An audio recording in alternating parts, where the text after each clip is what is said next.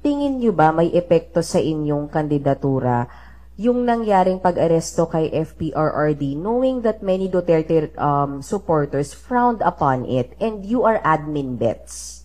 So may effect ba yan sa inyong pangangampanya, sa inyong kandidatura?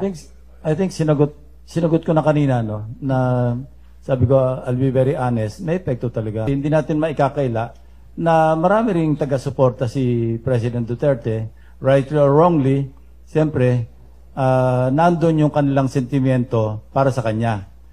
But tayo naman, instead na tumulong tayong mag-escalate, no, makadagdag pa tayo sa mag-escalate yung divisiveness, mas maganda siguro, tumulong na lang tayo mag-de-escalate kasi naandyan na yan. And ako, I would suggest na ang government, at the very least, dapat gawin nila, ipakita nila yung standard na tulong na ginagawa ng gobyerno na maski sinong Pilipino, kapwa Pilipino na nasa labas ng bansa, nangangailangan ng tulong, maghatid ng tulong. Manhid lang siguro yung na hindi po kami apektado dun sa mga nangyari recently.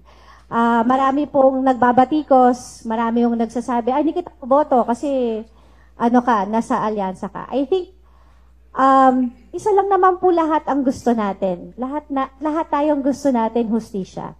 Walang tama o mali na response dyan eh. Alam mo, pinakamagandang response dyan not to respond.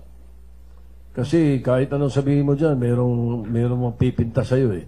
Ako sa akin, merong mas magandang issue na dapat talakayin natin. Ano sabi ng Supreme Court nung umaangal kami sa Senate na dapat kapag ang isang treaty binawi ng Pangulo, dapat i-ratify din ng Senado muna. Dahil ni-ratify nila for confirmation eh.